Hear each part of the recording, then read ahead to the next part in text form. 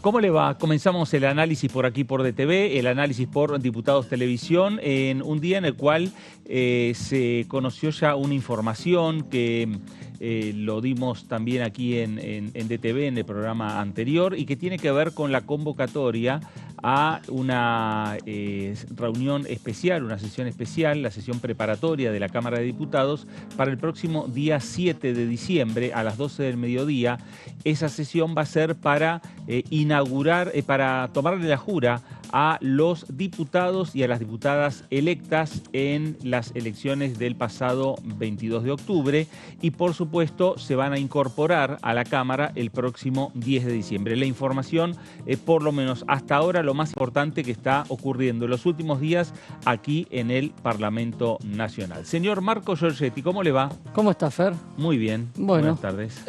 Así es, una semana con mucho movimiento en los pasillos. Exactamente, ¿no? Por eso decimos, esta es la primera información que tenemos, sí, ¿no? Oficial en la Cámara que tiene que ver con la convocatoria. Ni siquiera mucha información en los pasillos, mucha charla en cada uno de los bloques para empezar a tantear los ánimos y una discusión interna en cada uno de los bloques en stand-by a la espera de ver qué pasa, claro, ¿no? ¿Qué define el futuro gobierno nacional del Poder Ejecutivo? Porque las autoridades de la Cámara dependen de ver qué decisión toma el Poder Ejecutivo. Claro. Si va a lograr consensos con el resto de los bloques, algunos de los bloques de la oposición, teniendo en cuenta el inédito momento que estamos viendo de un oficialismo que va a asumir con un bloque tan minoritario como el de La Libertad Avanza, algo que no ha sucedido desde la vuelta a la democracia en el 83 hasta esta parte.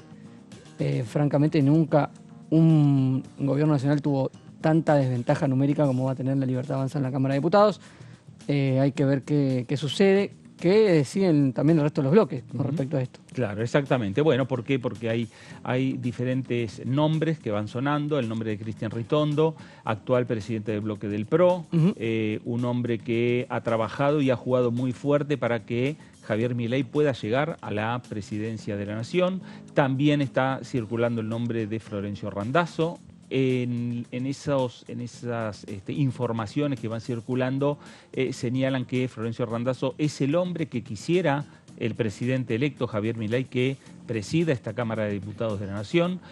Por algún momento también sonó el nombre de Miguel Pichetto, todos legisladores nacionales o ex legisladores con importante experiencia en el plano político, en las relaciones políticas y también en el plano y en el punto de vista parlamentario. Pero seguramente también habrá discusiones internas en el futuro bloque de La Libertad Avanza, porque también hay algunos nombres, o por lo menos uno, de La Libertad Avanza que en alguna charla previa con Javier Milei candidato, sí, no presidente electo, parece que habían hablado de la presidencia de la Cámara. Sí. Estamos hablando del diputado Sago. Como viene pasando con muchas definiciones también en el Ejecutivo y en el Gabinete, hay muchos nombres y pocas definiciones. Exactamente. Pocas pistas. Aquellos que ya se sabía que iban a ocupar ministerios antes del balotaje, antes inclusive de la elección general, ya tienen su lugar asegurado, como Guillermo Francos, Diana Mondino, sí, que son los nombres que se venían barajando en algunos lugares particulares del gabinete. Pero el presidente de la Cámara de Diputados tiene una lista bastante extensa de candidatos. No ha pasado esto. En anteriores recambios se sabía más o menos quién iba a ser el designado. Y a la espera de eso está la definición del resto del devenir de la Cámara de Diputados. Claro, exactamente, para saber cuáles son los temas y además cómo se va construyendo esa mayoría para que lo aprueben, ¿no? La única definición de un protagonista que no va a ser parte después del 10 de diciembre, pero que hoy forma parte de la Cámara de Diputados, la ha dado el diputado Carlos Selva en este canal, diciendo que Unión por la Patria, en principio, es la primera minoría y no tendría por qué ceder ese lugar. O está en posición de ocupar la presidencia. Claro. Es una de las definiciones que dieron desde el oficialismo, te diría, la más sorpresiva. Y fue en este canal casi que sobre el tema la única definición contando todos los bloques. Bueno, y este es un tema que va a tener que definirse prontamente, un tema que va a tener que terminar de cerrar el presidente electo, Javier Milei, y por supuesto también los diferentes sectores desde el punto de vista político que acompañan al presidente electo de la República Argentina. Y como dice nuestro graph, 7 de diciembre a las 12 del mediodía, sesión preparatoria. Vamos a leer la convocatoria que realizaron las actuales autoridades de esta Cámara de Diputados a los diferentes legisladores nacionales. Ahí está la nota con fecha de hoy, dirigida a los legisladores nacionales, y dice: tengo el agrado de dirigirme a los señores diputados y señoras diputadas a fin de poner en su conocimiento que en cumplimiento de lo dispuesto por los artículos 1 y 45 del reglamento de la Honorable Cámara de Diputados de la Nación, se ha fijado el día 7 de diciembre de 2023 a las 12 horas con el objeto de celebrar la sesión preparatoria a fin de proceder a tomar juramento a los y las señoras y señores diputados electos en la elección de autoridades de la Honorable Cámara. Saluda atentamente Eduardo Segnul, secretario parlamentario de la Cámara de Diputados de la Nación. Ahí está hecha la convocatoria para tomar la jura. ¿Y qué es lo que sucede en la sesión preparatoria? Se toma la jura de todos los diputados y diputadas electas en la última elección, los 130 diputados que fueron electos. Una vez que está conformado el nuevo Congreso que va a asumir el próximo 10 de diciembre, la sesión preparatoria también proclama las autoridades. Sí. Elige al presidente de la Cámara, elige al vicepresidente segundo, al vicepresidente tercero, a las autoridades administrativas y a las autoridades parlamentarias, cargos que ocupa el oficialismo y cargos que también ocupa la oposición en el Congreso de la Nación. Queda todo resuelto.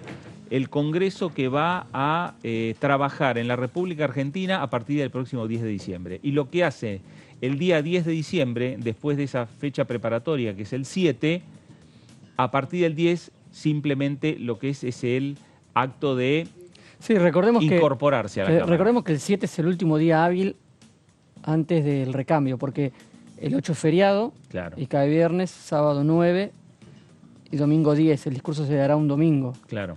El siguiente día hábil es el 11, así que es el último día hábil, el día de la jura.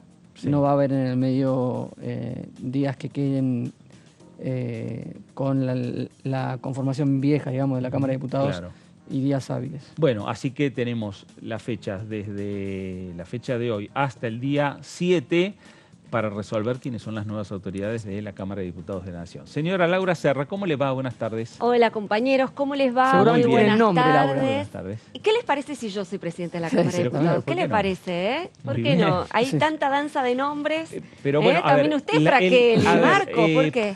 El problema es que el más no joven fuiste de la electa historia diputada. No fuiste electa diputada. Pero, es un pequeño detalle. Podríamos saldarlo. Podría ser vocera de la Cámara de Diputados, eso sí. Bueno, pero ya no podría estar acá entonces. No, eso no. Bueno, veremos. No, sí, bueno, ustedes ya lo vienen tener el horario central de Diputados TV como vocera. Claro, también, vengo con el comunicado de prensa. Vocería TV, dentro de Diputados TV. Tenemos muchas ideas. Está bueno.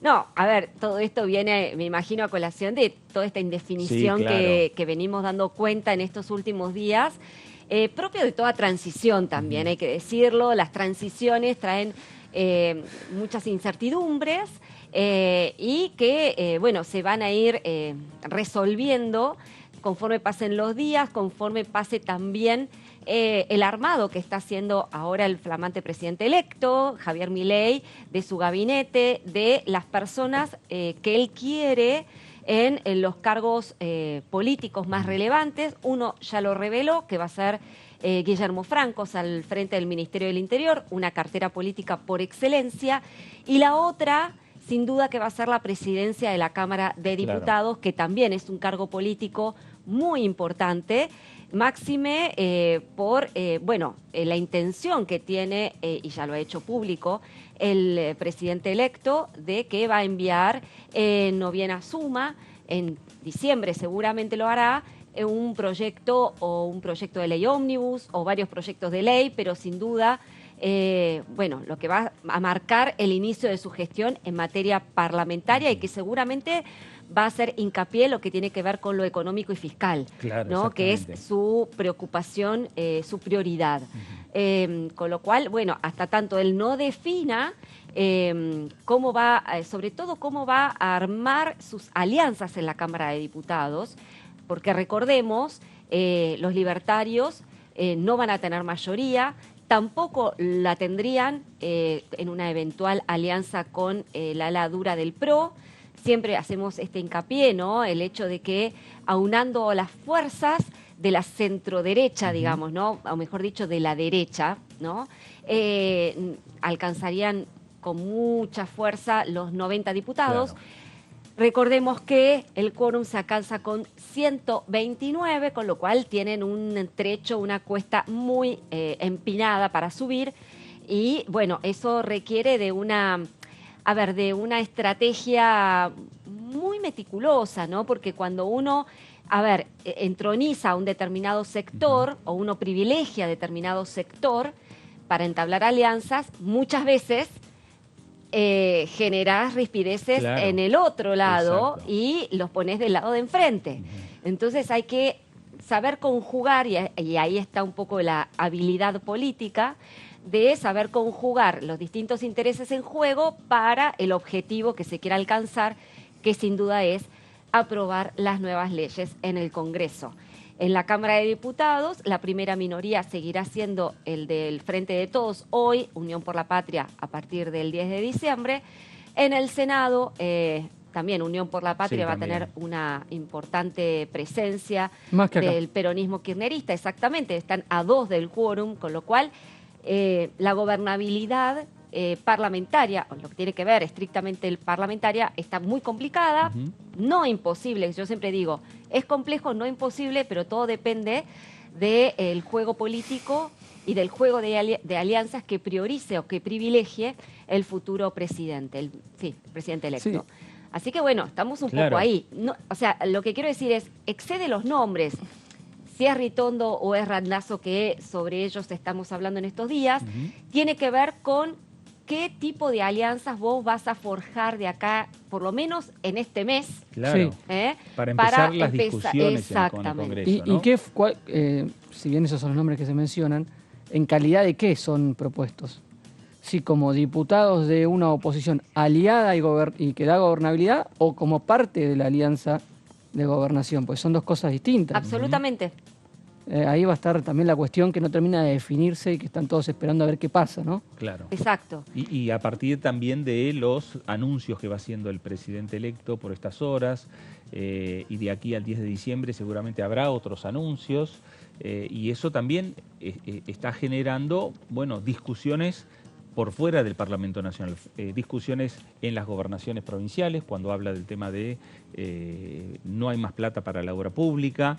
Bueno, definiciones que ahí va a necesitar, por eso, la articulación de personas con cierta experiencia, y en este caso está buscando gente con mucha experiencia, como es Guillermo Francos, en el Ministerio del Interior, y en la relación que va a tener no solo con el Congreso, sino también con las provincias.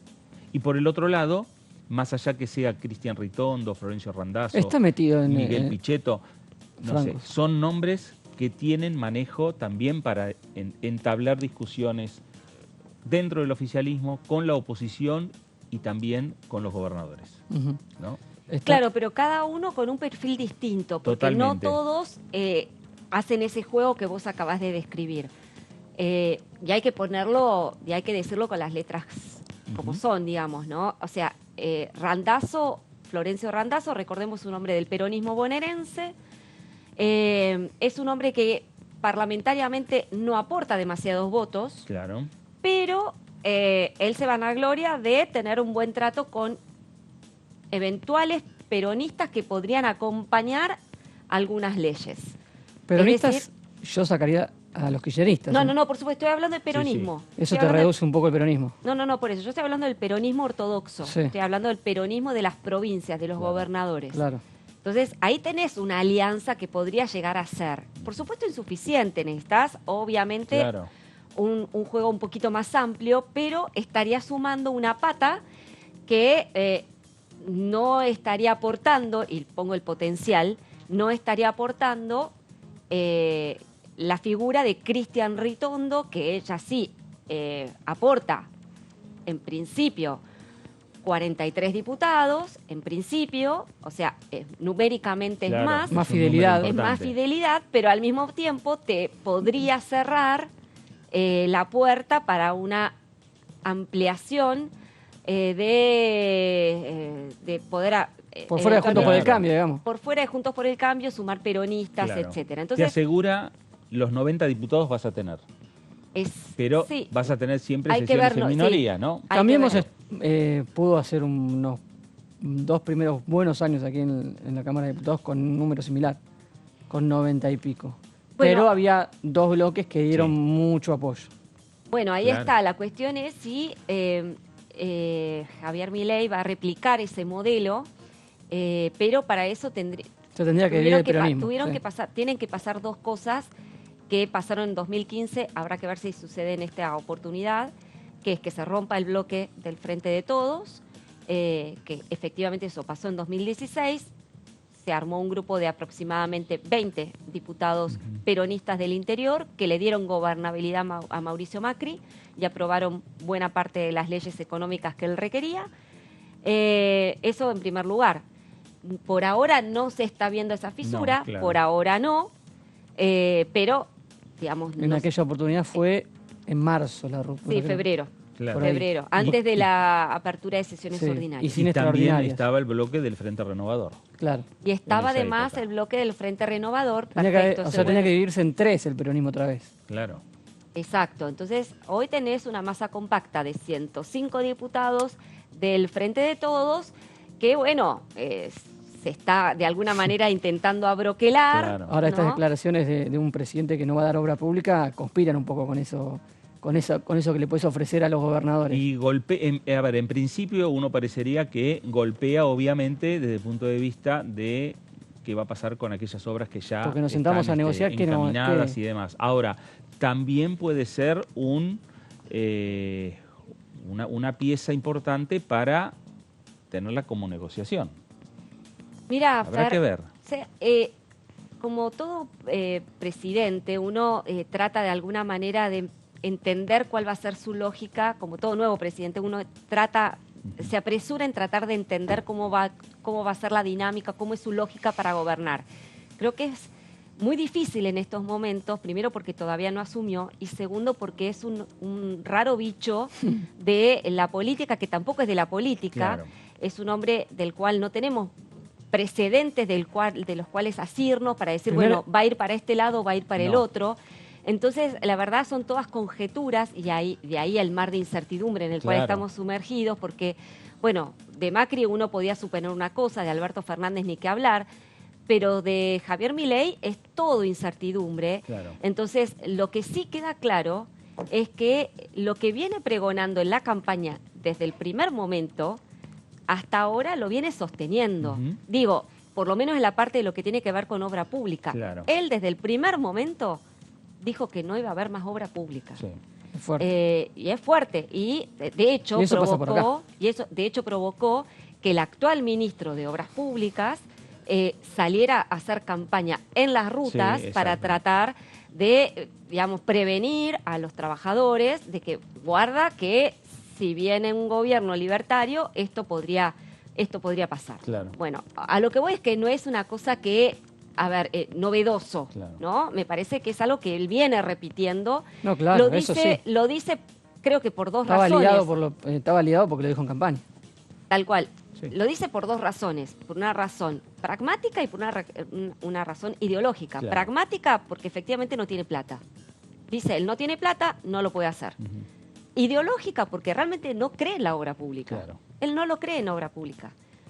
Entonces, él cree que la obra pública debe estar circunscripta a lo que pueda hacer el privado, a la rentabilidad del privado, y bueno, es una concepción ideológica. Sí. Uno lo puede compartir o no, pero es lo que él dice. Ujú. Y es lo que viene sosteniendo. Y lo Con sostuvo en la no hay campaña. ninguna es verdad sorpresa. eso. Claro. Exactamente.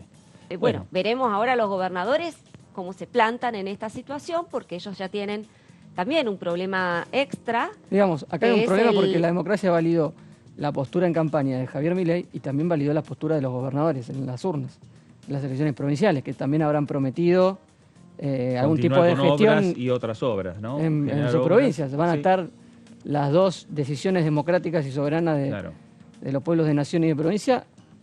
Van a tener que también hay que ver, bueno, es una discusión más de fondo, ¿no? Pero las obras públicas nacionales obviamente se hacen con fondos del Tesoro Nacional, después tenés obras públicas provinciales y municipales que, bueno, se afrontan con fondos propios de las jurisdicciones. Es cierto que las obras públicas nacionales son las más importantes, ¿no es cierto? Claro. Son obras de infraestructura que, digamos, incluso trascienden las fronteras provinciales, es decir, competen a más de una provincia. Y bueno, de ahí la importancia no solamente en el tipo de obra, sino también en el presupuesto de esa obra. Digamos, sin ir más lejos, el gasoducto Néstor Kirchner creo que es un buen ejemplo como para ilustrar lo que es una obra pública nacional, que el mismo Milei ahora también ha puesto un poco en duda sobre la continuidad de ese gasoducto, ¿no? Entonces, hay que ver, ¿no?, cómo se planta y cómo empieza a priorizar, ¿no?, las políticas. Claro. Indudablemente la obra pública no va a ser pública, ¿no? No va a ser prioritaria en absoluto. No, seguro. Y hay obras y obras, porque seguramente a lo mejor habrá sectores privados que a lo mejor el gasoducto de Néstor Kirchner lo están mirando, dicen, nosotros nos interesa avanzar con una obra de esa magnitud, hacerla en relación con las provincias o con el gobierno nacional, pero lo cierto es que a veces hay otras obras que solamente la puede hacer el gobierno nacional, provincial o municipal, ¿no? Sin lugar a dudas. Bueno, ahí es donde está la discusión, y en esta discusión ponen igualdad de condiciones a todos los gobernadores, sean gobernadores de él no tiene. por la Patria, él no tiene, de la Libertad Avanza no, está obviamente más cómodo en ese sentido. Exactamente, pero sí hay 10 gobernadores que responden a Juntos por el Cambio y que están con la misma situación, a lo mejor todavía no alzaron su voz, pero que seguramente por lo bajo también deben estar hablando y señalando qué vamos a hacer si no va a haber plata o fondos para la obra pública. Y en el medio, gran parte de la discusión cuando se discute el presupuesto están las planillas referidas a la obra pública, y hay gobernadores que vienen a Buenos Aires o llaman a sus diputados nacionales o llaman a sus senadores específicamente para pedirle por determinada obra que esté dentro del presupuesto nacional, ¿no? Eso también se da habitualmente cuando se discute el presupuesto. Y hablando de presupuesto, que claro, veremos en qué situación queda la discusión que empezó el Congreso a tener a partir del envío de Sergio Massa, ministro de Economía, al Congreso el pasado 15 de septiembre de un proyecto de ley de presupuesto. Veremos cuál será la suerte. Seguramente Milei o manda un nuevo presupuesto o no manda nada y verá a ver qué hace con los números para el próximo año. Pero también mandó una separata que tiene que ver con los gastos o inversiones del Estado Nacional en distintos ámbitos, en distintas provincias, y que eso sí comenzó una discusión en la Comisión de Presupuesto, por lo menos reuniones informativas con funcionarios del área económica, del área del Ministerio de Hacienda. Vamos a compartir parte de lo que ya estuvo discutiendo el Congreso en la Comisión de Presupuesto sobre los números futuros para la República Argentina. Vamos a dar comienzo a esta reunión de carácter informativo de la Comisión de Presupuesto y Hacienda que hemos convocado para el día de la fecha, a efectos de comenzar a analizar, en este caso, los contenidos de lo que se ha denominado la separata, que en oportunidad de la elevación del proyecto de presupuesto enviado por el Poder Ejecutivo para su consideración, se adjuntó a los fines de que este cuerpo pudiera considerar la viabilidad de utilizar algunos de aquellos recursos incluidos en la separata con el objetivo, reiterado incluso estos días por el ministro de Economía, de mejorar el resultado fiscal previsto en el proyecto de presupuesto, que como todos ustedes saben está previsto con un déficit de 0,9 del PBI y con el objetivo de apuntar a un presupuesto que dé un superávit del 1% del PBI. Y en ese sentido entonces se pone a disposición de, en este caso, la Cámara de Diputados como Cámara cabecera y en primer lugar de la Comisión de Presupuesto como así corresponde, todos los elementos para que podamos analizar, dado que todas esas cuestiones incluidas en la separata tienen que ver con diversos sectores, diversas actividades, diversas regiones, etcétera, etcétera, etcétera. Esta separata, decía, forma parte del mensaje que acompaña al proyecto de ley de presupuesto para el año 2024, que fuera remitido oportunamente para análisis de este honorable Congreso. Seguramente recuerdan ustedes también que esta separata también formó parte del proyecto primero y de la ley de presupuesto 27701, que es la ley de presupuesto de este año fiscal. Es decir, un primer elemento es el segundo año en el cual el Poder Ejecutivo insiste en la conveniencia, la oportunidad, la necesidad de reparar precisamente en el impacto del gasto tributario en las cuentas públicas y, como bien mencionó el señor presidente, fundamentalmente en el resultado fiscal. Nosotros, o el Poder Ejecutivo Nacional, ha remitido para el año 2024 un proyecto de ley de presupuesto cuyo resultado es compatible con este déficit fiscal primario para el sector público nacional en el año 2024 de 0,9% del PIB, un déficit primario de menos 0,9% del PIB para 2024. Es importante remarcar que cuando hablamos de gastos tributarios hablamos de una pérdida de recaudación, se resignan recursos fiscales, se transfieren recursos públicos hacia políticas públicas definidas. Es importante dejar claro este concepto de que todo gasto tributario tiene que estar ligado, básicamente fundamentado a una política pública. Dicho esto, podemos clasificarlos, como bien decía también el secretario de Hacienda, en dos grandes partes. Aquellos que están contenidos en la ley del gravamen, en este caso puede ser impuesto a las ganancias, impuesto al valor agregado, ya veremos también algunos impuestos menos renombrados, pero que también habría que revisar y que tienen que ver con impuestos internos, por ejemplo. Y otros contenidos en regímenes promocionales, ¿sí? Pero en ambos casos, tanto aquellos contenidos en la ley específica del gravamen o aquellos contenidos en regímenes promocionales siempre tienen una característica en común: su fundamento en una política pública. Como nosotros sabemos, todos sabemos, las políticas públicas van cambiando. ¿Pero por qué? Porque las necesidades van cambiando. Principalmente en muchos momentos, usted, presidente, se encargó muchas veces de hablar de la importancia que tiene el superávit fiscal. Creo que lo hizo en la última intervención cuando tratamos el tema IVA, si no me equivoco también, ¿no? Y que para nosotros es una columna que nos gustaría claramente recuperar, la del superávit fiscal, la del superávit comercial. Creo que estamos haciendo mucho en ese sentido. A veces sí se piensa solamente el superávit fiscal como una cuestión de recorte de gastos. Y acá nos están haciendo una propuesta de ver cómo podemos contribuir a un mayor equilibrio del resultado fiscal de las cuentas públicas en la Argentina por el lado contrario, que es por cómo le elevamos el nivel de ingresos.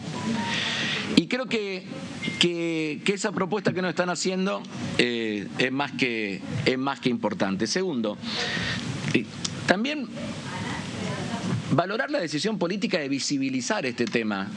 Acá hay varios que antes de ser diputados hemos sido asesores en el Congreso y que al menos yo de los 17, 18 presupuestos que me ha tocado analizar en distintos momentos, esto de sacar la cuestión de los gastos tributarios y de otros beneficios impositivos de el cuerpo tradicional que tenían, el lugar que tenían dentro de los fundamentos de la ley de presupuesto, dentro del mensaje, y ponerlo en el formato separata, me parece muy valioso. Porque sinceramente pasaba de largo este debate. ¿Cómo hacemos para el 40% de aquellos que no pagan tributo tributen? Y en vez de pensar en una separata, empezar a ver cómo hacemos más equitativo nuestro sistema tributario para que la Argentina recaude más y que sea producto de ensanchar la base de recaudación. Eso no lo discutimos nunca. Entonces, digo, me parece bien esta reunión informativa, pero si queremos trabajar en serio en el presupuesto, más allá que yo comparto o creo, estoy convencido, que el presupuesto se analiza de manera integral. Primero también defino la política pública en función del gasto público y me definiciones como política pública del gasto y después veo los recursos para ver cómo financio. Y a partir de ahí genero un equilibrio con un criterio equitativo y solidario, cómo financio las políticas públicas que quiero definir en la ejecución del gasto.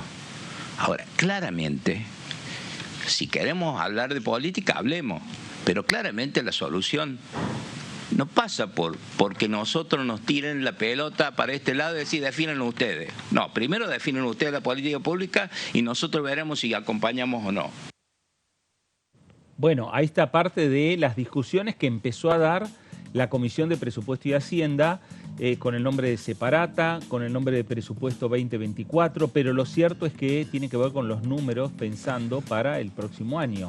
La situación de las provincias en particular, y hay un tema que se ha planteado y que ya hay un proyecto de ley que tiene que ver con aquellos gravámenes que percibía el Estado Nacional y que coparticipaba, que tiene que ver con el impuesto a las ganancias y que tiene que ver también con el impuesto al valor agregado, al IVA. Y recordemos que hubo leyes que eliminaron el impuesto a las ganancias y por el otro lado resoluciones, y hay un proyecto que aprobó diputados y que ahora está en el Senado Nacional, donde hay una reducción de el IVA a productos de la canasta básica. Y esto lo que está generando también es una discusión en las provincias, ¿no? En torno a cómo van a seguir de aquí en adelante los números para las provincias argentinas y a partir de esta realidad, a partir también, porque esta discusión que nosotros estábamos viendo se dio días previos a lo que fue la elección del pasado día domingo. A partir de la elección del domingo, conocido el presidente de la Nación, electo, Javier Milei, empezaron también algunas definiciones del presidente de la Nación. Y una de las definiciones es lo que señalábamos antes, no hay más plata para la obra pública y esa obra pública en principio la van a tener que afrontar, si no es un acuerdo con los privados, tendrá que afrontarla cada una de las provincias o cada uno de los municipios. Y es ahí también entonces donde empieza a mirarse muy de cerca los fondos para las provincias. Laura, hay un tema que tiene que ver, en definitiva, con los números que va a tener las provincias del próximo año, y es lo que plantea Marcelo Casareto. Bueno, sí, el diputado Marcelo Casareto se hizo eco, vamos viendo las primeras placas ya, de una inquietud que tienen varios gobernadores que tiene que ver con el recorte en la coparticipación que están recibiendo las provincias a partir de la instrumentación de una ley, en principio la eliminación de la cuarta categoría de ganancias y el programa Compra sin IVA, ¿no? Como decimos entonces, el autor de este proyecto de ley, que enseguida vamos a explicar de qué se trata, es Marcelo Casareto, un hombre del Frente de Todos, un hombre del gobernador Bordet, allí de Entre Ríos, y que, presentó esta iniciativa ayer por la tarde y que justamente replica el reclamo de 16 gobernadores al Poder Ejecutivo. Vamos avanzando, por favor, con las placas. ¿Qué es lo que se está pidiendo? Que el gobierno les compense a las provincias por el recorte en los recursos coparticipables que sufren las provincias por estos dos programas que comentábamos, ¿no? El Compre sin IVA y la eliminación del impuesto a las ganancias, esta última iniciativa ya convertida en ley. La primera de ellas, el Compre sin IVA, tiene media sanción de la Cámara de Diputados. Justamente ahí seguimos adelante un poco con las placas, por favor. Es lo que decíamos entonces, se trata de dos iniciativas que impulsó en su momento Sergio Massa en la campaña electoral y una fue convertida en ley. A ver, ¿qué es lo que propone el proyecto? Propone coparticipar. Vamos primero entonces a la eliminación de la cuarta categoría, justamente es la que se aprobó por ley y es lo que justamente decíamos, lo propuso el entonces candidato de Unión por la Patria. Seguimos adelante, por favor. El programa de reintegro del IVA en productos de la canasta básica tiene media sanción y fue girada al Senado. Es una propuesta que actualmente está en vigencia, claro, pero por decreto, sí, ¿no? Lo que pretendía el ministro de Economía era que se instaurara por ley a partir de 2024, del primer día de 2024. Muy bien. ¿Qué propone el proyecto? Propone la coparticipación del 25% del impuesto a los débitos y créditos bancarios, la coparticipación del 35% del impuesto país y la prórroga del Fondo Fiduciario para el Desarrollo Provincial hasta el 27 de febrero de 2050. Es decir, que modificando estos impuestos que hoy están vigentes, los gobernadores estiman que podrán compensar lo que justamente la nación les está quitando por no coparticiparles justamente la recaudación por IVA y por ganancias, ¿no? Un tema que se planteó en el recinto, sí, ¿no? Cuando se discutió sobre todo el tema de ganancias, varios diputados de la oposición dijeron que el proyecto, si bien estaban de acuerdo con su espíritu, iba a generar un problema en las provincias porque son impuestos coparticipables y como tales, reciben una porción de la recaudación todas las provincias argentinas. Desde entonces, a partir de esta inquietud de los gobernadores que ya se empezó a insinuar durante la campaña, es que Sergio Massa había prometido que si él era electo presidente, claro, iba a modificar el proyecto de ley de presupuesto para justamente hacer coparticipables estos dos impuestos que estamos mencionando, el impuesto a los débitos y créditos bancarios, como así también el impuesto país. Sabemos entonces que Sergio Massa no va a ser presidente, con lo cual quedó un poco en la nebulosa qué es lo que va a pasar con la compensación a las provincias. Claro. Ahí es donde entonces surge el reclamo de los gobernadores. Ahora, un dato, sí, los dos proyectos que discutió la Cámara de Diputados, porque en definitiva el Compre sin IVA lo aprobó diputados y ahora está en el Senado, las dos discusiones Javier Milei las votó a favor. Así es. Porque él entiende, y lo volvió a repetir en declaraciones periodísticas esta semana, sí, él entiende que quitar impuestos es darle más libertad a la gente. Absolutamente, y justamente lo que acabas de decir, ¿no? En declaraciones periodísticas de ayer, sí, Javier Milei ratificó que estos dos alivios fiscales, podríamos decir, van a seguir, van a continuar. Pero bueno. Ganancias continúan porque es ley. Ganancias continúan. Está bien, pero podría. Compre sin IVA, falta la media sanción, claro, en el Senado. Sí. Así es. Con lo cual, pero bien podría mandar una reforma tributaria, sí, que él la prometió, sí, claro, y de alguna manera que modificar eso, sí, exactamente lo, claro, que se ha aprobado este año. Para el IVA tiene el camino más fácil, sacar rápidamente la media sanción del Senado, pero ahí debería tener aval. Pero acá lo más gravitante en términos de recaudación es ganancias. Sí. Entonces, bueno, ahí es donde están preocupados todos los gobernadores. Eso y acá No hay grieta, chicos. No, claro. En esto no hay Exacto. grieta. Ya vamos a ir viendo un poco por qué no hay grieta. Vamos a la siguiente placa, por favor. Como decíamos, esta iniciativa de Casareto es una réplica de las distintas notas que elevaron los gobernadores patagónicos y del Norte Grande al Poder Ejecutivo actual, que hoy está a cargo de Alberto Fernández. Yo creo que difícilmente Alberto Fernández saque un decreto, tampoco lo podría hacer por decreto, Claro. porque se trata de una cuestión tributaria, pero no queda ya tiempo material que permita justamente aplicar esta compensación en lo que queda del mandato, con lo cual esto va a quedar como una asignatura que deberá resolver Javier Milei una vez que asuma el poder el 10 de diciembre, ¿no? ¿Qué va a pasar con los recursos que hoy no se le están dando a las provincias, ¿no? En materia de coparticipación? A ver, ¿quiénes son los gobernadores patagónicos que firmaron este reclamo?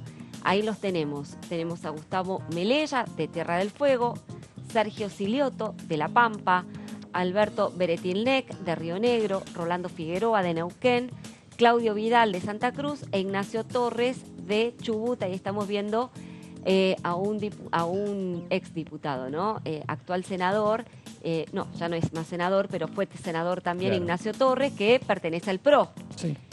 O por lo menos... Ahí tenemos todos los colores. No sé si tiene la renuncia ya aceptada en el Senado, pero lo va a dejar de ser pronto. Sí, claro. Pero lo cierto es que están todos los colores políticos en el reclamo. Sí, todos. Ahí Provinciales. están todos unificados. Peronismo Vamos, y PRO. y mira esta placa, gobernadores del Norte Grande, ahí los vas a tener todavía más patente. Tenés a Gerardo Zamora, de Santiago del Estero, Raúl Jalil, de Catamarca, Ricardo Quintela, de La Rioja, Jorge Capitanich, de Chaco, Osvaldo Jaldo, de Tucumán, Gildo Infran, de Formosa, todos hasta ahí de Unión por la Patria, Gerardo Morales, de la UCR, Gustavo Valdés, de la UCR, Gustavo Sáenz, de Salta, que es, a ver, si es PJ, podríamos decir. Sí, o Frente Renovador. Frente Renovador.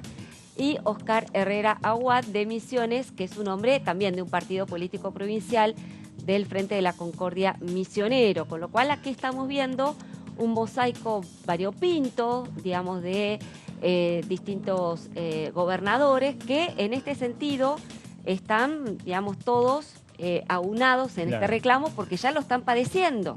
Ya están padeciendo el recorte en la coparticipación y eso, por supuesto, impacta y mucho en las cuentas provinciales y municipales. Gustavo Sáenz ya se juntó hoy con el ministro del Interior de Milei y el jefe de gabinete, Ajá, con Nicolás Pose y con Guillermo Francos.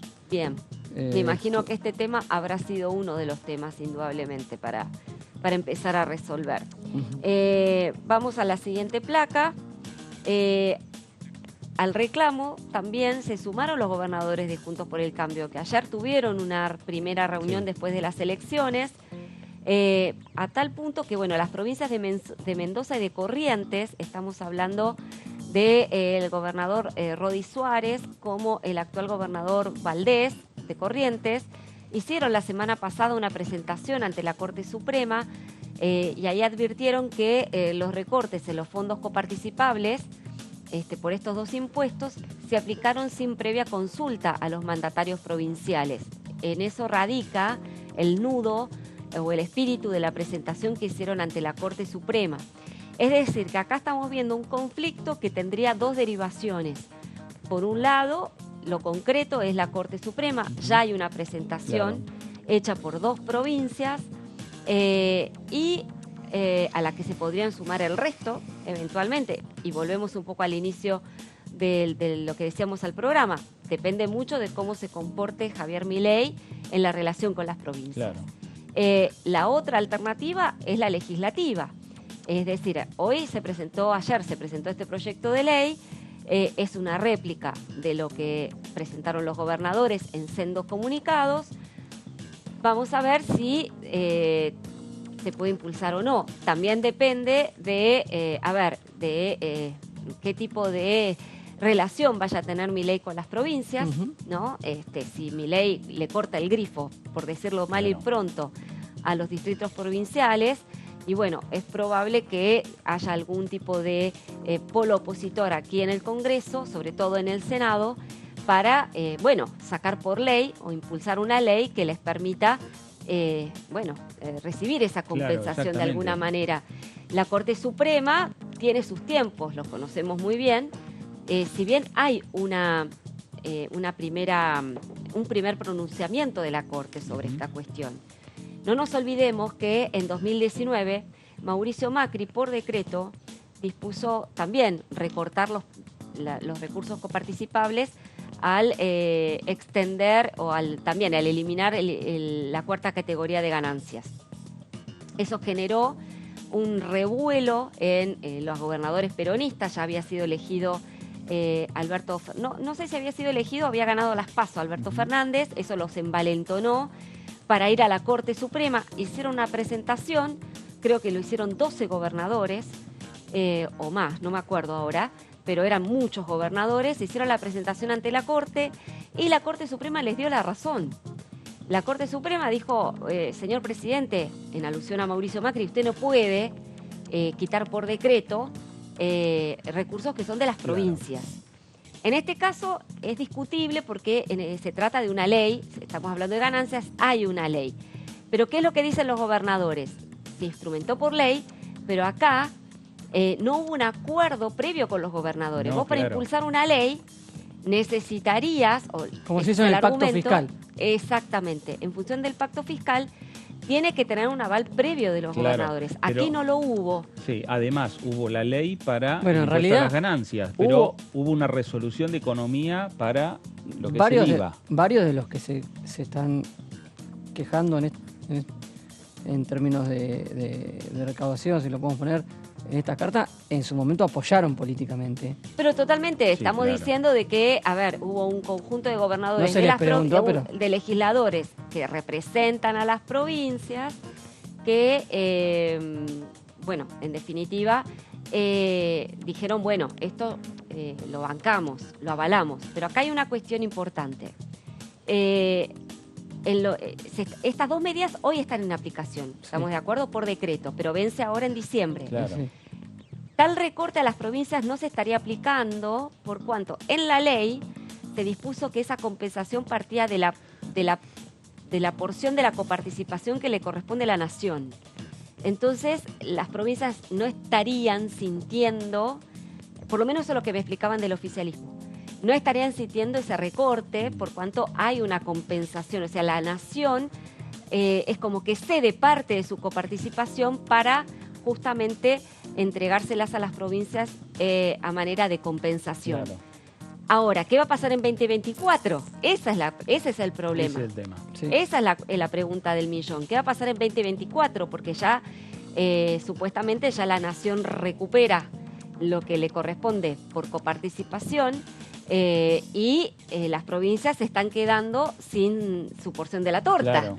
¿No? Entonces empieza esta discusión que no es menor, yo creo que es una... ¿No podría modificarla por decreto? No se puede, estas cuestiones por decreto. ¿Le va a pasar lo mismo que Macri? No, porque además las cuestiones tributarias primero no se pueden hacer por decreto. Y además ya está el antecedente de la Corte Suprema. Por eso yo creo que justamente hay que hilarlo todo. Hoy es creo que también muy sintomático la reunión que mantuvo el que fue elegido como ministro de Justicia de Milei con la Corte Suprema. Claro. ¿Por qué? Porque la Corte Suprema puede tallar favorablemente al nuevo gobierno en este tipo de cuestiones. A ver, antecedentes. El tema de la coparticipación de la Ciudad de Buenos Aires. Es un tema que todavía está abierto, que la Corte ha sacado ya una medida cautelar para que se le devuelvan los fondos coparticipables a la ciudad, fondos que le había detraído, recordemos, Alberto Fernández a la ciudad en plena pandemia para dárselos a la provincia de Buenos Aires. ¿Lo hizo? ¿Por qué? Porque sostuvo que Macri la había favorecido por demás durante su gobierno a la ciudad de Buenos Aires, agregándole puntos de coparticipación. Bueno, esa discusión finalmente se saldó en la Corte. La Corte dijo, todavía no definimos la cuestión de fondo, sacamos una medida cautelar hasta tanto se defina la cuestión de fondo, usted, Poder Ejecutivo Nacional, tiene que devolverle recursos a la Ciudad de Buenos Aires. Estamos hablando de fondos millonarios. Sí, exacto. ¿No? Ahora, el presidente es Milei. O sea, Alberto Fernández no cumplió con la medida cautelar. De hecho, le valió a la Corte Suprema un juicio político, ¿no? Claro. Y no cumplió con la resolución de la Corte. Y ahora le cae toda la responsabilidad al gobierno actual de Javier Milei.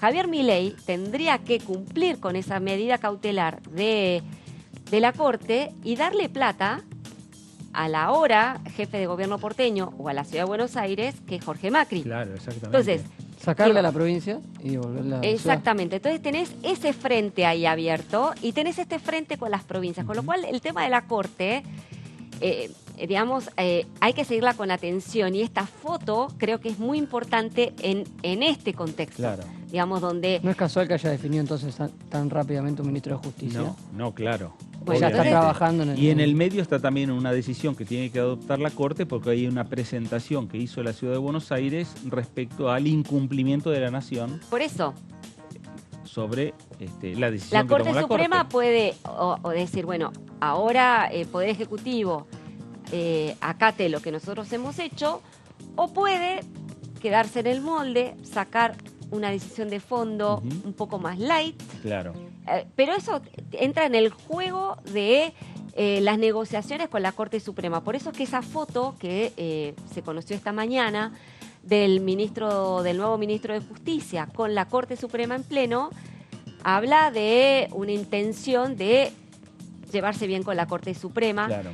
A ver, ¿cuál va a ser el colorario de eso? Se va a desactivar el juicio político a la Corte, o por lo menos ya Milei lo ha dicho, que él no lo va a rechazar, digamos, si sale el dictamen, se va a rechazar en el recinto, por de pronto va a impulsar eso, con lo cual ese frente con la Corte Suprema ya se desactivaría. Claro. Pero bueno, después vendría este otro problema, que son ya todas las provincias, por la cuestión de IVA y de ganancias, claro, que hay que ver ahí cómo se resuelve, si es que se resuelve. Bueno, y la decisión, me parece que también política, tiene que adoptar el gobierno nacional entrante, el de Javier Milei, con la provincia de Buenos Aires y la ciudad de Buenos Aires, ¿no? Respecto a esos fondos, esos puntos de fondo de coparticipación que por decreto Alberto Fernández le gira a el gobernador Axel Kicillof. Cuando nombraste ahí los gobernadores, no lo nombraste a Kicillof. No, porque no está. Reclamo. No está dentro del reclamo. No hizo reclamo. Él hace juego propio, no está en ese reclamo, no. Estamos hablando de los gobernadores del Norte Grande y los gobernadores patagónicos y de los gobernadores de Juntos por el Cambio. Pero Kicillof hasta ahora, mutis por el foro. Claro. ¿No? Yo creo que está complicado el gobernador. Ahora, Milei tiene lo que porque dejó la última elección del balotaje es que tampoco... No estamos hablando de una provincia profundamente desfavorable para él en términos de caudal de votos.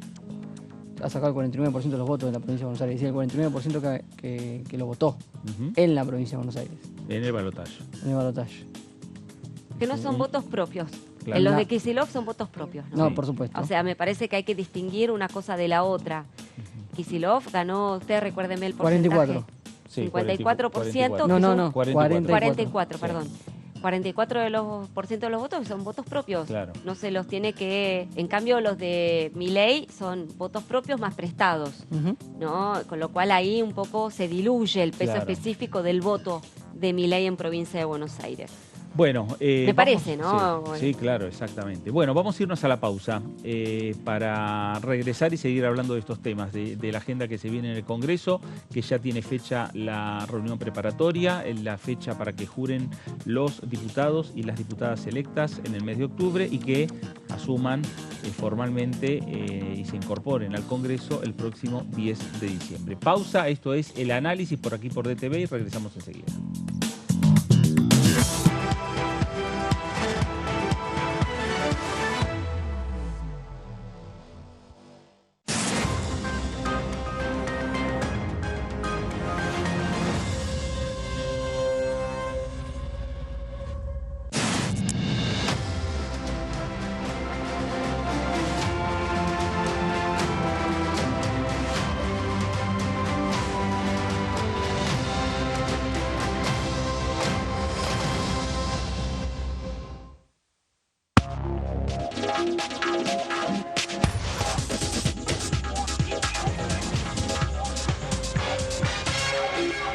Pa. Ay, dale, pa, escuchame. Mirá lo que tengo para mostrarte. Así vas a estar en 10 años. ¿Cómo te ves? Pa, mirá, me veo bastante fachero, ¿eh? Tranquilo y sobre todo jubilado. Ah, ¿te vas a jubilar? Sí, ya me estoy encargando de eso. Qué bueno. Bueno, dale, prende. Si te faltan hasta 10 años para cumplir la edad para jubilarte y adeudas aportes, ahora los podés regularizar con el nuevo plan de pago de deuda previsional. Tu esfuerzo cuenta. ANSES, Argentina Presidencia.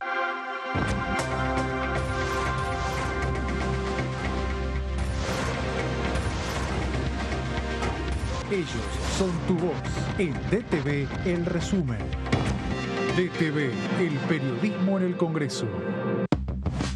Otorgamos un refuerzo económico a más de 7.800.000 jubilados y pensionados durante 3 meses. Y detrás de ese dato, protegemos a quienes más lo necesitan.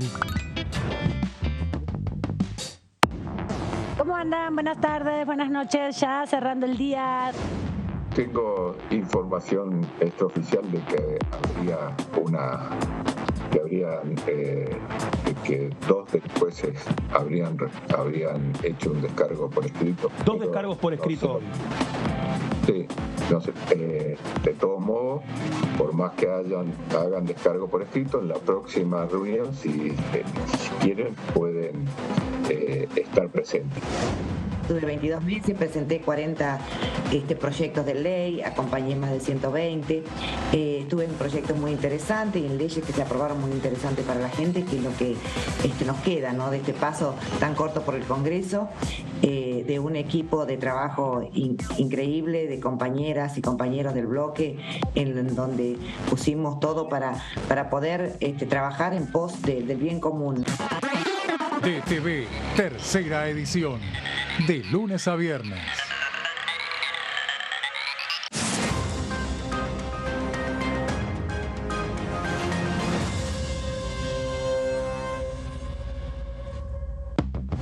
Lanzamos líneas de crédito para trabajadores de hasta 400.000 pesos a devolver en 24, 36 o 48 cuotas.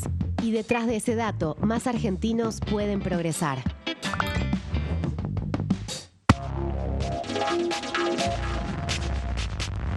DTV es información, diálogo, análisis. DTV es federalismo, pluralidad de voces, libertad de expresión. DTV es todo lo que un país en democracia tiene que ser.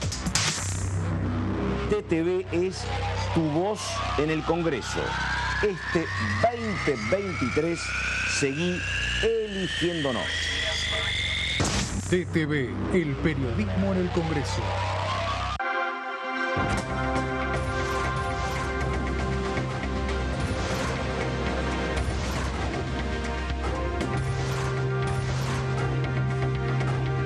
Ellos son tu voz en la tercera edición. DTV, el periodismo en el Congreso. Yo creo dulzura. Yo creo en nuestro producto. Yo creo en el talento argentino. Yo creo en mi país. CREAR es un programa del Ministerio de Economía para aumentar el crédito productivo de las empresas nacionales, con el objetivo de generar más valor agregado a nuestros productos y nuevos puestos de trabajo. Yo elijo crear.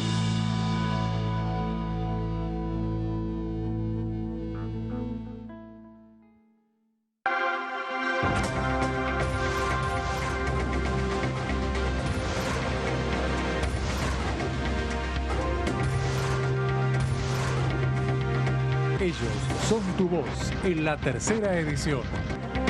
DTV, el periodismo en el Congreso.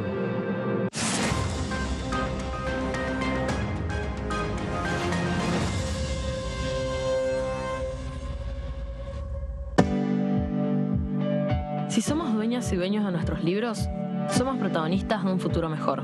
Por eso, entregamos libros a millones de estudiantes en todo el país en solo un año. Además, otorgamos becas educativas para que las chicas y los chicos puedan terminar la escuela. realizamos obras en universidades, fortaleciendo el sistema universitario nacional. Y este año otorgamos y renovamos becas Manuel Belgrano en carreras estratégicas para el desarrollo productivo del país. Con más educación, construimos un futuro mejor. Conoce más en argentina.gov.ar/protagonistas. La educación nuestra bandera. Ministerio de Educación. DTV es información, es diálogo y es análisis. DTV es pluralidad de voces, es libertad de expresión. DTV es federalismo. DTV es todo lo que un país en democracia tiene que ser. DTV es tu voz en el Congreso. Este 2023 seguí eligiéndonos. DTV, el periodismo en el Congreso. Hola, hola, ¿cómo les va? Muy bienvenidos a una nueva edición de Coagenda. El abordaje de la problemática de los efectos del cambio climático sobre los ecosistemas costeros es, como vos dijiste, un área de estudio interdisciplinar. O sea, nosotros estudiamos el ambiente, el ecosistema desde el punto de vista biológico, físico, químico, pero como sabés, los ecosistemas costeros son los sitios en donde habita un enorme porcentaje de la población. Vos recién mencionabas esto de los tips y tal vez el contenido de mi cuenta, que en un principio que arrancó en el 2019 y hasta ahora siempre estuvo bastante vinculado con el cambio de hábitos, lo que podemos hacer desde nuestro lugar, lo que hablábamos recién, bueno, o la vez pasada sobre la industria de la moda. Y este año, yo creo que ya desde el año pasado estoy teniendo una tendencia a empezar a abordar un poco más los temas macro, pero este año es como que la coyuntura se impuso y fue, no puedo hablar de nada que no sea esto. Ecoagenda, jueves 23 horas.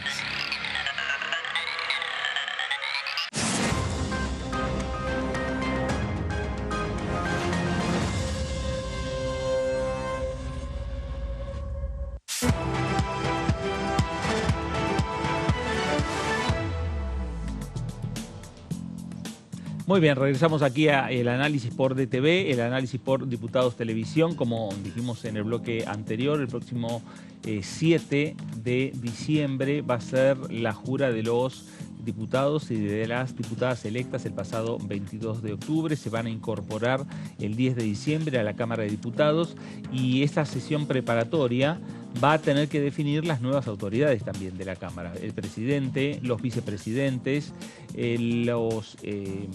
los cargos también administrativos que tienen que ver con el secretario administrativo, secretario parlamentario y subsecretarios que va a tener la Cámara de Diputados de la Nación. Y por supuesto, para ese momento, para ese entonces, tendrán que haber definido cómo van a ir quedando conformados los diferentes bloques de la Cámara de Diputados. Si los bloques, como estamos viendo, 105 diputados de Unión por la Patria, permanecen los 105 diputados todos juntos y con una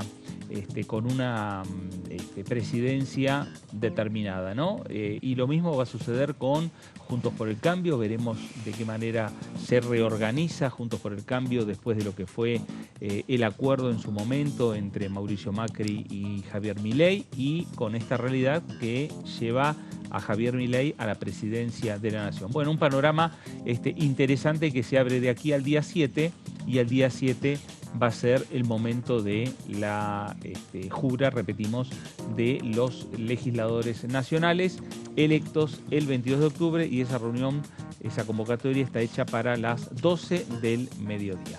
Bueno, cambiamos de tema, vamos a hablar de uno de los programas que se emite por aquí por DTV, que es Todo Cultura, que conduce Amanda Alma, y con sus diferentes invitados vamos a compartir momentos de Todo Cultura los miércoles a las 23 horas por aquí, por DTV. Yo estaba haciendo en Buenos Aires una obra que se llamaba Casi Normales, que le hicimos muchas temporadas, y la verdad que íbamos por la temporada 5 o 6, y vi en un teatrito muy chiquitito en Nueva York una obra que se llamaba Dear Evan Hansen. Acá la llamamos Querido Evan, ¿no? Claro, bien. La vimos y lo que sentimos era que se podía generar una movida bastante similar a la que había pasado con Casi Normales, pero para un público mucho más joven. O sea, entonces reordenemos la línea de tiempo. Vos llegás a esta hora después de otro recorrido que te trae al teatro, que es Casi Normales, que es una gran obra que tuvo mucha repercusión. La vimos en la Avenida Corrientes, acá en el Teatro Liceo. En el Liceo y demás, sí. Bueno, es una obra ganadora de un Pulitzer. Ah, claro. ¿no? O sea, es de teatro que podría entrar dentro de la categoría teatro musical, pero la realidad esto es como si dijera texto cantado. Sí. ¿No? Son temas como muy profundos. Y yo lo que vi era, con Casi Normales, vi que la gente volvía. Sí, se ¿no? ocupaba mucho. Sí, pero volvían. Y era como fenómeno como raro, esta cosa de decir, mira, voy una vez por semana. O sea, casi en vez de ir al psicólogo, voy al teatro. Bien. Y cuando vi Evan, dije, che, esto me parece que se puede generar un fenómeno parecido, pero para adolescentes, para jóvenes, bien. porque también es una obra muy de donde la salud mental es central, y es la historia de un chico con una tremenda fobia social y con unas dificultades enormes para vincularse con el mundo. Wow, qué actual. Sí. Qué contemporáneo todo. Tremendo. Muy bien, me suena ayer. Tremendo, sí. Claro. Así que nada, sentí que podía pasar eso y empezamos a gestionar. El tema de los derechos no es una cosa tan simple, sobre todo para una obra que estaba pasando de un teatro muy chiquitito a volverse un fenómeno tanto en Estados Unidos como en Londres. Y tardamos 3 años y pico en que nos autoricen, y por primera vez salió de ese mercado, y por primera vez también en castellano, en cualquier idioma que no fuera inglés, ¿no? Así que la estrenamos este año y por suerte está saliendo muy bien. Bueno, ahí estaba, Todo Cultura, Amanda Alma, todos los miércoles a las 23 horas por aquí, por Diputados Televisión. Bueno, cambiamos de tema, hablamos de, a ver, ¿qué va a pasar? Un poco lo estuvimos señalando también a lo largo de estos días. ¿Qué va a pasar con esa serie de proyectos, ¿no?, que han avanzado tantos en el Congreso Nacional previo a lo que fue la elección? Y ahora quedan ahí. La respuesta que sale más rápido es que no va a pasar nada. Pero nadie confirma ni descarta ni asegura que pueda llegar a haber algún movimiento. Claro. Lo más probable es que no termine sucediendo nada. Está pendiente el juicio político, recordemos. Sí, también. Hoy en el oficialismo tampoco descartan. No hay convocatoria de la Comisión de No hay convocatoria de la Comisión. Tienen tiempo por la extensión del periodo ordinario hasta últimos días de noviembre, hasta la semana que viene, para poder emitir dictamen. Claro. A menos que quiera ampliar ampliar el periodo ordinario la gestión que asuma el día de diciembre, que lo veo poco probable. En todo caso, puede haber llamado extraordinarias con temario limitado, pero los otros proyectos no tienen aún un trazo, un cronograma para tener actividad las semanas que quedan, ¿no? Que sale acá hasta el día de diciembre. De lo único que se está hablando es en qué momento se hacen las sesiones y reuniones protocolares para tanto consagrar el resultado del balotaje como la jura de los diputados que asuman el 10 de diciembre. Bueno, ahí tenemos definido el día 7, ahora falta la Asamblea Legislativa, ¿no?, para proclamar y validar los resultados electorales, Asamblea Legislativa que, similar a lo que sucedió hace una semana antes de las elecciones, cuando consagró a los dos candidatos o a las dos fórmulas que iban a competir en el balotaje. Bueno, ahora la Asamblea Legislativa tiene que validar los resultados y consagrar a Javier Milei. Datos formales que tiene que dar el Congreso de la Nación, y seguramente esa será una convocatoria que se va a conocer en las próximas horas y va a ser posiblemente para la próxima semana, o el martes, o para el miércoles, o para el día jueves. Ahí están definiendo a ver cuándo finalmente se convoca. Bueno, vamos a compartir y le damos la bienvenida a Luciana Fernández con su habitual columna, como hace semana a semana, respecto a nuestros derechos aquí en Diputados Televisión.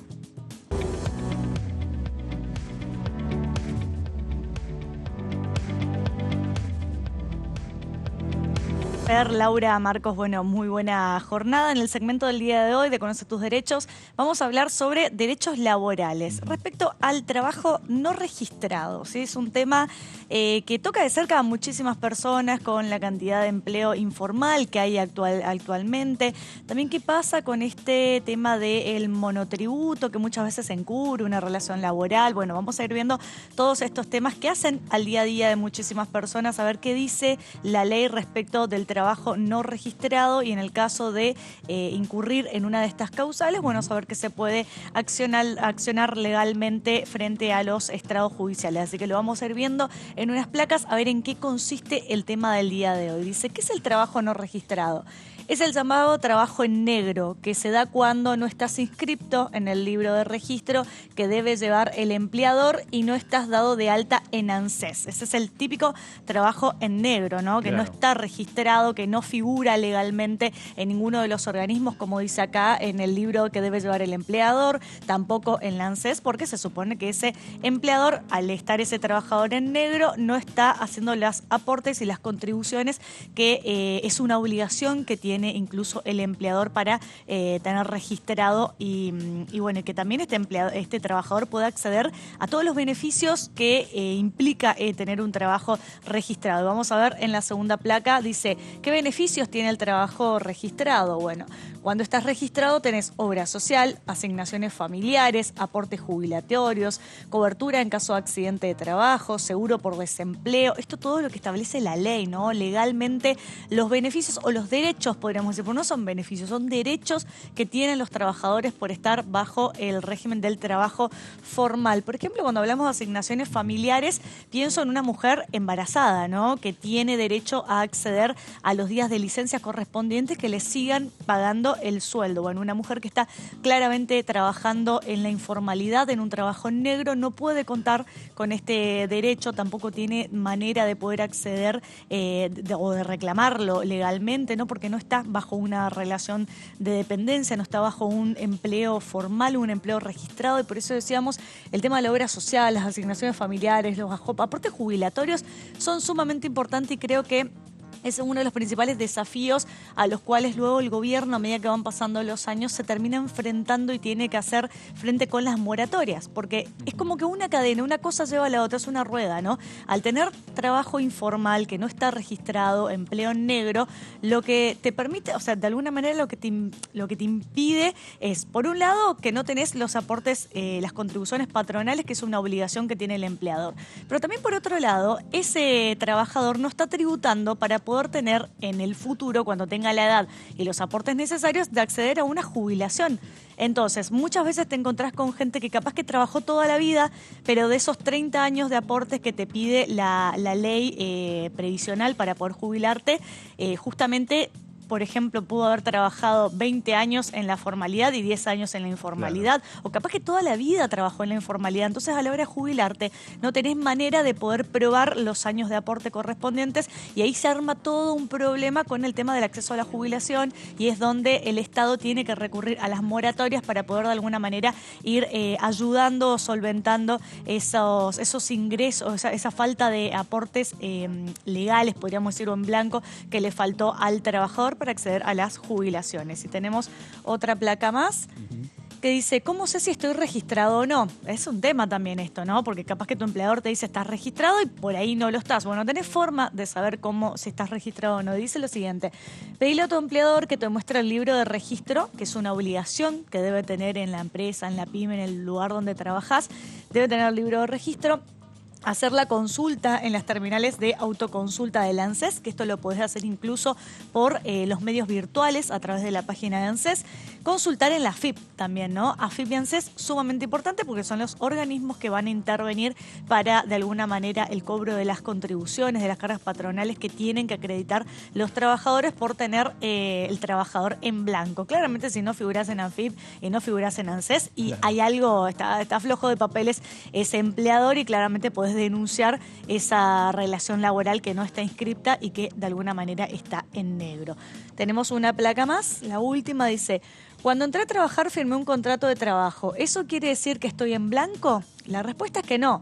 La firma de un contrato no indica que ya estás registrado, pero sirve de prueba si el empleador quiere desconocer la relación de trabajo. Entonces, sumamente importante esto también, ¿no? Que tenga el contrato de trabajo no quiere decir necesariamente que esté registrado. Muchas veces hay muchas avivadas también por parte de la patronal de decir, bueno, estás en blanco, te voy a firmar un contrato, pero luego ante los organismos como AFIP y ANSES no blanquea esa relación laboral, entonces termina siendo un conflicto para el propio trabajador. Así que bueno, ¿tengo una placa más? Sí, bueno, tengo una placa más. Acá, periodo de prueba.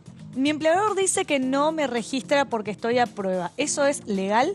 No, el periodo de prueba es parte del contrato de trabajo, o sea que para que estés a prueba, primero tuvo que haberte registrado. Entonces, el periodo de prueba, la ley laboral habla de 3 meses de un periodo de prueba que necesariamente tiene que atravesar, porque claramente, por ejemplo, pongamos el caso de una empresa, una pyme, que primero tiene que probar la idoneidad de ese trabajador para el cargo del puesto para el cual fue contratado. Entonces, hay un tema siempre cuando hablamos de derechos laborales, que se tiende a creer que la ley solamente protege al trabajador, y no es así. La ley también protege al empleador. El periodo de prueba es un periodo que está a favor del empleador de alguna manera, porque le da esa chance al empleador de poder contratar a un trabajador, pero que si no se adapta o no es idóneo para el cargo o quizá no tiene el perfil para el cargo al cual fue contratado, las aptitudes para desarrollar esa tarea, bueno, claramente puede dejar esa relación laboral, la puede terminar, claro, ¿no?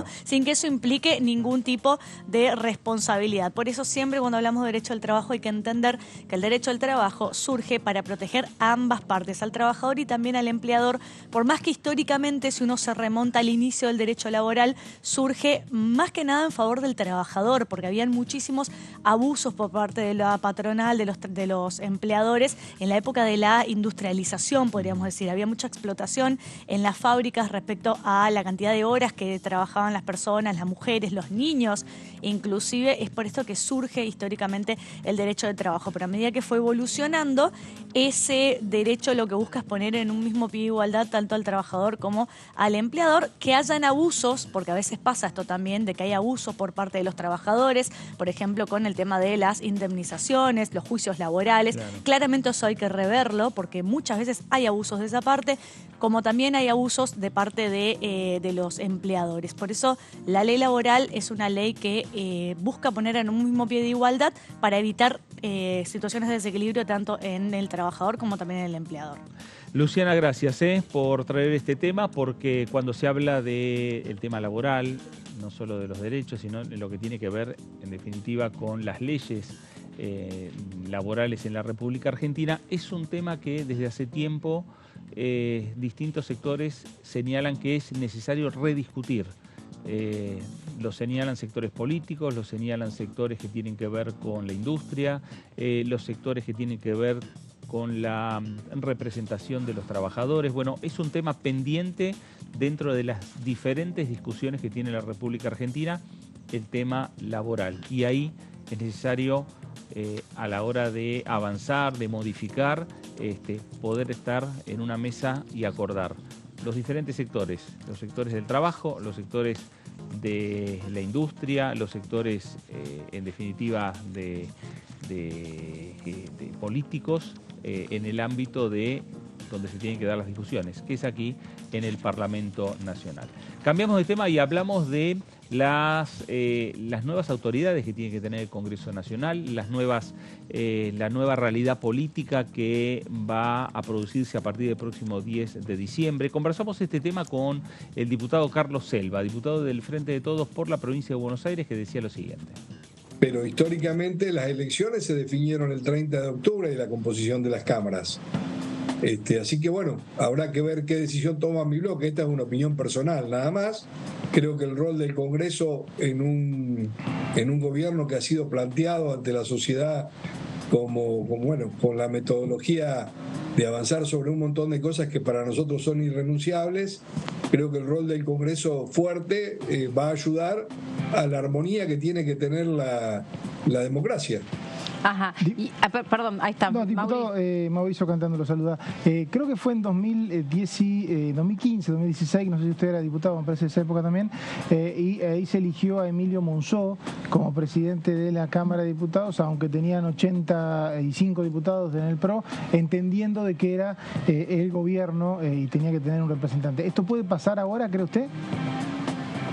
No, por eso te digo, estoy hablando a título personal, no te estoy hablando en representación del bloque, no me he reunido con nadie, estoy a pasos de poderme reunir con algunos de mis compañeros, pero creo que en perspectiva de consolidar la democracia y ya te digo, por algunas de las consideraciones públicas que ha hecho el candidato, que ha sido legitimado por la voluntad popular, creo que el rol del Congreso va a ser fundamental para mantener el cuidado de la democracia, el respeto por la ley, el respeto por los acuerdos históricos que se han tenido, y esto, un acuerdo no tiene que ser un sinónimo de una palabra espuria, sino que son contratos sociales que la sociedad también ha avalado, y que creo que el Congreso va a jugar un rol fundamental en esta etapa.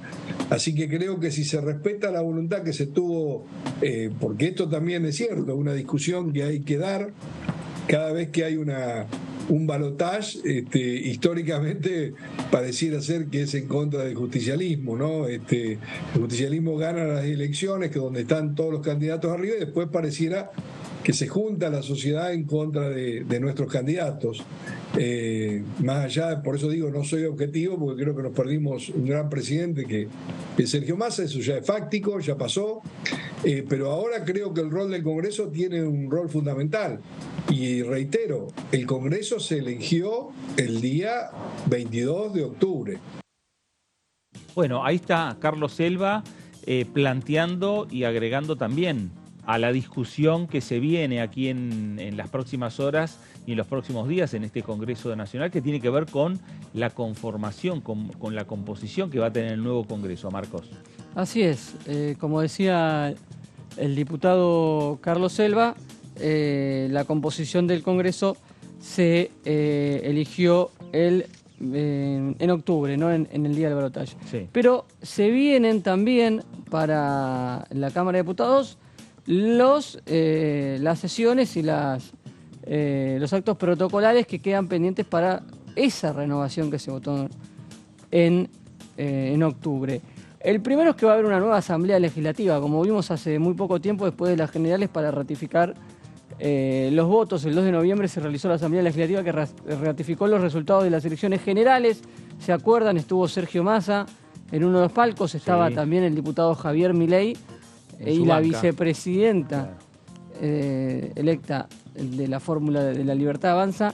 Y estuvimos repasando hoy a la tarde en la sala de prensa con otros colegas, la primera vez que va a haber una Asamblea Legislativa para ratificar un resultado electoral en donde el electo presidente está como legislador, sentado en su banca, en este caso el diputado Javier Milei, o como diputado. Hay un antecedente de Cristina Fernández de Kirchner, senadora, pero acá está la fórmula completa, además, representada en el recinto, siendo parte de la Asamblea. Claro.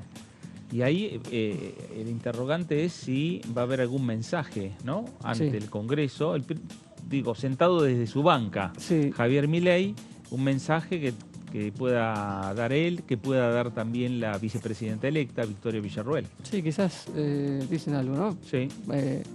De todas maneras van a tener la posibilidad, el presidente va a tener la posibilidad de hablar el 10 de diciembre. Vamos con la siguiente placa. Bueno, lo mismo va a tener que realizarse, y esto es en base al artículo 120 del Código Electoral Nacional y conforme lo indica el artículo 97 de la Constitución Nacional. Vamos a compartir el artículo 120, cómputo final, artículo 120 del Código Electoral, que dice: en el caso de la elección del presidente y la vicepresidenta, las juntas electorales nacionales, dentro del plazo indicado, comunicarán los resultados al presidente del Senado de la Nación, en este caso a la presidenta Cristina Fernández de Kirchner, que es la que recibe los resultados de la elección. Seguimos.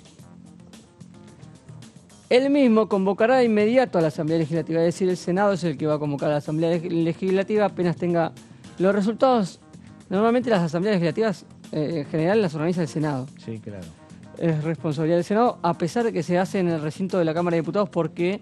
Por capacidad. Por capacidad, ¿no? Y espacio. La que procederá a hacer la sumatoria para determinar si la fórmula más votada ha logrado la mayoría prevista en el artículo 97 de la Constitución Nacional, esto es si reunió la diferencia de 10 puntos más el 40% de los votos o más de 45, es lo que indica el artículo 97, o si se han producido las circunstancias del artículo 98, o si por el contrario se deberá realizar una segunda vuelta electoral conforme a lo dispuesto en el artículo 96 de la Constitución Nacional. Esto es lo que vimos en el 2 de noviembre. Claro. Se juntaron, se armó una comisión para analizar el resultado electoral y se armó un informe que fue un proyecto de resolución aprobado en donde decía no se han alcanzado las condiciones del artículo 97 ni del artículo 98 de la Constitución, se debe proceder a una segunda vuelta. Ahora se va a tener que hacer, seguimos con la siguiente placa, la Asamblea Legislativa comunicará los resultados definitivos de la primera vuelta electoral dentro del plazo de 15 días corridos de haberse realizado la misma. Esto fue lo que pasó. No estamos en esa situación. En la situación en la que estamos es en la siguiente. Este artículo 120 indica que el procedimiento, el igual procedimiento en el que correspondiere se utilizará para la segunda vuelta electoral. Es decir, se hace lo mismo que se hizo para la general, en este caso para la segunda vuelta electoral, y se va a hacer una sumatoria de los votos, se va a hacer un proyecto de resolución y se va a ratificar al ganador en el recinto de la Cámara de Diputados, en la Asamblea Legislativa, y esa resolución será enviada al Poder Ejecutivo Nacional. Bueno, ahí Marcos, esta es la última. Esto es placa. la Asamblea. Bueno. Y después, Sí. lo otro que tenemos también como acto que ya lo hemos comentado, es la jura de los diputados. La jura, exactamente. Además de esta, vamos a la anterior, por favor. Además de esta, no, a la siguiente. Además de la Asamblea Legislativa, se debe realizar una sesión preparatoria para definir nuevas autoridades y tomar juramento a los nuevos diputados nacionales. Esto ya fue confirmado hace muy pocos minutos. Será el 7 de diciembre desde las 12 horas. En esa misma sesión también deberán asumir los reemplazos de Javier Milei, Victoria Villarruel y Carolina Píparo. Claro. Porque estimo yo que van a renunciar a sus bancas, si no será en la sesión siguiente, pero Javier Milei, Victoria Villarruel y Carolina Píparo, que va a asumir en ANSES, tienen que renunciar a sus cargos para dejar lugar a sus reemplazos para asumir en sus lugares. Por Milei va a ingresar Nicolás Ema, que es un abogado presidente de la Libertad Avanza en la Ciudad Autónoma de Buenos Aires. Fue tercero en la lista de candidatos en 2021, donde la Libertad Avanza colocó dos bancas, en este caso Javier Milei y Victoria Villarruel. Como sigue el tema paridad de género, a Milei lo reemplaza el siguiente varón, en este caso es Nicolás Ema, actualmente secretario del bloque de la Libertad Avanza, claro, aquí en la Cámara de Diputados, así que viene con la experiencia de haber sido asesor del propio Javier Milei en estos 2 años de mandato. El segundo lugar será para reemplazar a Victoria Villarruel, será para María Fernanda Araujo, que es hermana de un veterano de las Islas Malvinas, cuarta en la lista también de la Ciudad Autónoma de Buenos Aires de la Libertad Avanza en las elecciones de medio término del 2021. Y el último lugar será para Karina García, que va a estar reemplazando a Carolina Píparo, ya anunciada, obviamente no está oficializado su nombramiento, pero sí ha sido confirmado que será parte de la estructura de ANSES, va a ser la titular del ANSES, un cargo de los más importantes, si se quiere, en cuanto a cajas que tiene el Estado para la actual diputada nacional, que tiene un monobloque, que no es parte de la Libertad Avanza, y va a asumir Karina García. ¿Quién es Karina García? Es la presidenta de Avanza Libertad en Bahía Blanca, claro. Porque Carolina Píparo fue parte del espacio del actual diputado José Luis Espert. Aquí hay un entramado un poquito más complicado para desandar. José Luis Espert se fue a Juntos por el Cambio cuando hizo el acuerdo con Horacio Rodríguez Larreta. En el balotaje apoyó a Javier Milei. Va a entrar Karina García, que está enrolada en el partido Avanza Libertad, es decir, no es de la Libertad Avanza. Habrá que confirmar, a ver qué lugar va a adoptar, a ver si se suma a La Libertad Avanza o si permanece como monobloque por fuera del oficialismo, para definir a ver si suma o no una banca más La Libertad Avanza por este reemplazo. Bueno. Estas son todas las cuestiones que van a resolverse. Sí. Y ahora sí podemos ver. Ahí vemos la conformación con la que queda a partir del 10 de diciembre, después de esta jura y de la Asamblea Legislativa, que son los siguientes pasos, cómo va a quedar a partir del 10 de diciembre la Cámara de Diputados. 257 bancas en total, 105 va a tener Unión por la Patria, reduce en 13 el número actual, una pérdida que podría haber sido mucho mayor si nos remontamos a las PASO. Claro. La recuperación que hizo la lista que encabezó Sergio Massa en las generales le permitió tener mucho menos pérdida de la que hubiese tenido si se repetían los números de las PASO. Juntos por el Cambio, que tenía que defender, o tenía mucho por ganar porque venía a defender la elección del 2019, donde había perdido la presidencial, podría haber sumado si se tenía en cuenta que en esa elección perdió. Pierde 24 bancas, queda en 93, es decir, es el bloque que más pierde en estas elecciones, Juntos por el Cambio, y ahí toda la incertidumbre que hay en cuanto a su futuro, ¿no? Ha sido un cimbronazo toda la campaña interna de las PASO, la derrota en las generales y lo que fue después todos los cruces y las alianzas y los apoyos a Milei en el balotaje han sido un cimbronazo tras otro para Juntos por el Cambio, que habrá que ver si sigue unido o no a partir del 10 de diciembre. Hoy lo que está funcionando como Juntos por el Cambio tiene 93 bancas proyectadas al 10 de diciembre. Y La Libertad Avanza, que obviamente es el gran ganador, pasa de tener 3 diputados, 2 porque eran 2 de La Libertad Avanza más la aliada Carolina Píparo, y suman 34 bancas en una sola elección. Es bastante para una fuerza que comenzó su camino electoral hace apenas 2 años y tiene un margen importante para pensar en sumar mucho más en las legislativas de medio término siendo gobierno. Claro. Habrá que ver cómo consolida su armado nacional, que ha sido su gran, la pata floja de La Libertad Avanza.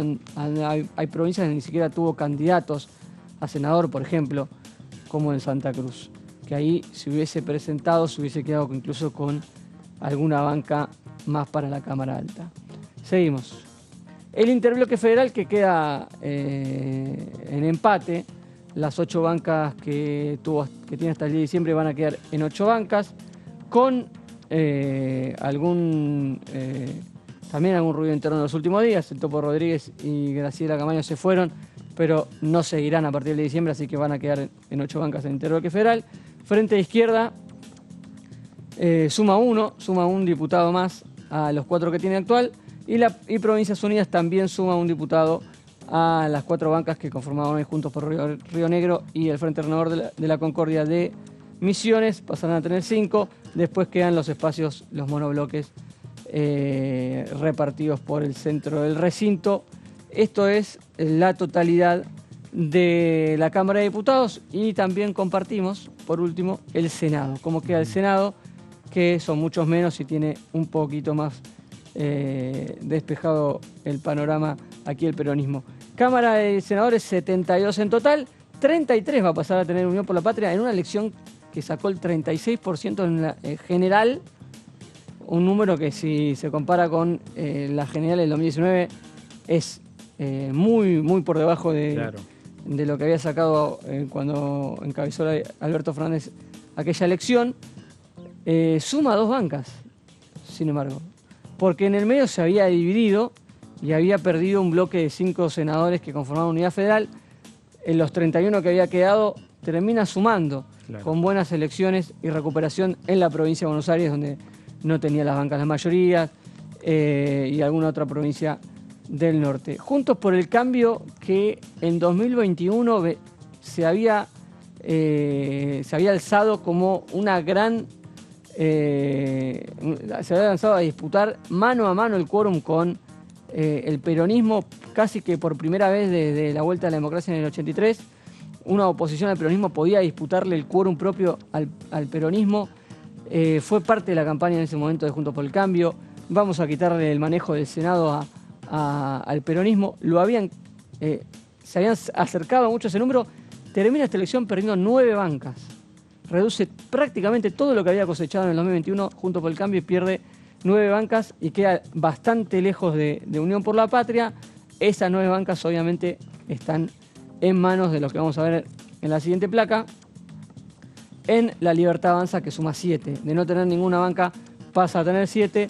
Las otras 2 bancas son de los bloques provinciales. Unidad Federal queda en 3 en este momento, con la posibilidad de que haya un acuerdo peronista. Hay algunos senadores de Unidad Federal que ya han ido dentro de Unión por la Patria en las elecciones. Veremos cómo se termina de reconfigurar eso. Frente Renovador de la Concordia de Misiones, donde La Libertad Avanza tampoco tuvo candidatos y se pudo quedar con la mayoría, con la banca de las mayorías, se quedan 2, y siempre hay algún bloque provincial que, como Monobloque, como Córdoba Federal, que todavía permanece con la banca que no puso en juego porque se renuevan tercios. Así que el Senado, lo que hay que destacar es la pérdida de bancas de Juntos por el Cambio en manos de La Libertad Avanza. Es la gran novedad que tendrá la Cámara Alta a partir del 10 de diciembre, y ver cómo esa relación entre Juntos por el Cambio y La Libertad Avanza le disputa la Cámara al peronismo, que va a seguir siendo muy fuerte y va a tener poder de fuego. Gracias, Marcos, por toda esta información, porque en definitiva es el panorama que se abre a partir del próximo 10 de diciembre, es el panorama que van a seguir cuando empiecen a discutirse los diferentes proyectos de ley, en esa construcción de mayorías que va a necesitar hacer el presidente Javier Milei a partir del próximo 10 de diciembre, y en esa construcción vemos donde claramente hay una Cámara que, de mantenerse abroquelado Unión por la Patria, va a ser, digamos, difícil el transitar de los diferentes proyectos por la Cámara de Senadores. Por la Cámara de Diputados también vemos dificultades, pero vemos que hay también un margen mayor a la hora de poder conseguir la posibilidad de la construcción de mayorías en la Cámara de Diputados de la Nación. Siempre y cuando, obviamente, cuando hacemos un reflejo y nos vamos al antecedente más próximo, que fue de un gobierno no peronista, que fue el caso de Mauricio Macri, lo que, digamos, ayudó a lo que es la construcción de mayorías en la Cámara de Diputados fue el hecho que en un momento determinado se haya partido el bloque del entonces Frente de la Victoria. Sí. Y eso motivó la posibilidad de construcción con un sector del peronismo que respondía a los gobernadores y otro sector del peronismo que respondía a Sergio Massa con el Frente Renovador. Ahí logró una mayoría, aunque ya venía con un número importante cercano a los 90 diputados nacionales, ¿no? En la época de Cambiemos, ¿no? de Mauricio Macri. Hoy es otro panorama. La construcción de mayorías va a necesitar un mayor despliegue y tratar de tener un mayor entendimiento por parte de las autoridades de la Cámara de Diputados, principalmente de quien sea electo presidente de la Cámara de Diputados, y por supuesto también del ala política del Gobierno Nacional, que sin lugar a dudas va a recaer todo sobre el ministro del Interior, Guillermo Francos, y por supuesto también esa capacidad de construcción del propio presidente de la Nación, electo hoy y que va a asumir el próximo 10 de diciembre, estamos hablando de Javier Milei. Panorama claro el que se está planteando en el Congreso Nacional, tanto en la Cámara de Senadores como en la Cámara de Diputados. La construcción de mayoría, sin dudas, va a ser en las discusiones proyecto por proyecto, ¿no? Ley por ley, es cómo se van a ir discutiendo y cómo se van a ir construyendo las mayorías en el Congreso Nacional. El acuerdo entre Milei y un sector, el ala dura del PRO, suma cerca de 90 diputados. eso sería la base como para empezar las discusiones. Sí, en un lejísimo, arranca lejos del quórum, Claro. ¿no? Tiene que escalar muchísimo cada ley. Empieza desde abajo cada discusión. Y en el Senado mucho más. En el Senado muchísimo Me más, parece ¿no? que más abajo todavía, por el ala dura del PRO en el Senado, más los 7 libertarios. Es difícil. Están sumando menos de 15 diputados, menos de 15 senadores. ¿no? Sí, lo llamativo es que no están pensando por ahora en cómo articular, que no se está hablando todavía de jefes de bloque, todavía no hay... De los 7 pensado- senadores que tiene la Libertad Avanza, son todos prácticamente desconocidos y que vienen ajenos a la vida parlamentaria. Ahí tiene un cual, problema. pero En la no- Cámara de Diputados hay alguno que viene de la legislatura porteña, que Sí. tiene algún ritmo, como Oscar Sago, que tiene experiencia. Bueno, Martín Menem tiene un nombre importante en la política. Hay algunos que otros, y son muchísimos más. Pero en el Senado lo va a tener bastante complicado. Va a tener que refugiarse mucho en la cercanía de Juntos por el Cambio. Exactamente. Así es. Sí, sin lugar a dudas. Exactamente, que todavía tampoco tiene definido un jefe de bloque, o de los distintos bloques, Claro. ¿no? Que de la UCR, del PRO. Hay una puja ahí también en el seno de la UCR, cómo se va a alinear respecto de las políticas de Javier Milei. Ahí estamos viendo 2 alas claramente marcadas. Que bueno, es un ala la más opositora, encarnada por el jujeño Gerardo Morales, Martín Lustó y Emiliano Jacobiti aquí en la Cámara de Diputados. El otra ala es el que encarnan 3 gobernadores, en principio Alfredo Cornejo por asumir en Mendoza, Gustavo Valdés de Corrientes y Esdero, no me acuerdo el nombre de pila. ¿Leonardo o Leandro? No me Leandro, acuerdo. creo que es Leandro Esdero de Chaco, Claro. que es un nombre de Valdés. Bueno, está la disputa por la conducción de la UCR Nacional, que también se está definiendo en diciembre, También, el mes claro. próximo. Así que ese combo lo vamos a tener también en el mes próximo, por cuanto de esa definición también va a depender la conducción de los bloques en el Congreso. Lo vivimos en 2019 eso, ¿no? Que los radicales se terminaron dividiendo porque no se pusieron de acuerdo en el...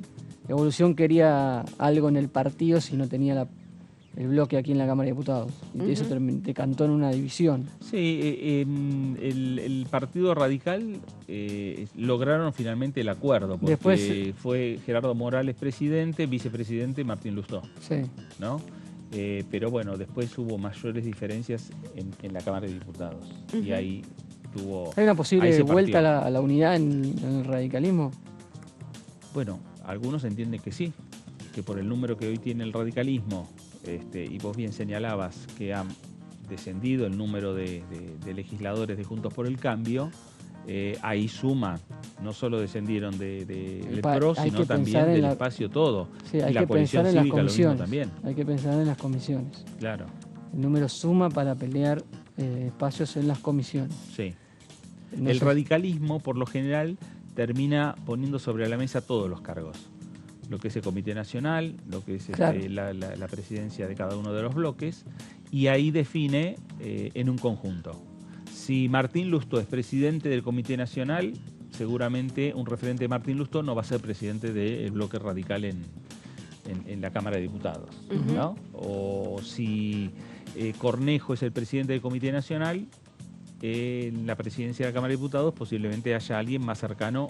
Y ayer en el Senado, mientras Lustó. esperábamos la presencia del encuentro de transición de Victoria Villarruel y Cristina Fernández de Kirchner, hay una posibilidad de que el bloque de Juntos por el Cambio en el Senado tenga un destino distinto al de la Cámara de Diputados.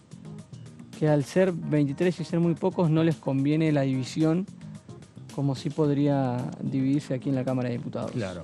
Bueno, veremos finalmente qué es lo que va ocurriendo aquí en el Congreso Nacional a partir de lo que va sucediendo fuera del Congreso en estas discusiones, ¿no? Que tienen que darse desde el punto de vista político. Y por el otro lado también a ver qué es lo que va a pasar a partir de las definiciones que se van a ir dando respecto a el futuro de los diferentes proyectos de ley, ¿no? Sí. Que se van a a poner en discusión. Hay una agenda, repetimos nosotros. Vamos a irnos a la provincia de Entre Ríos con nuestro invitado.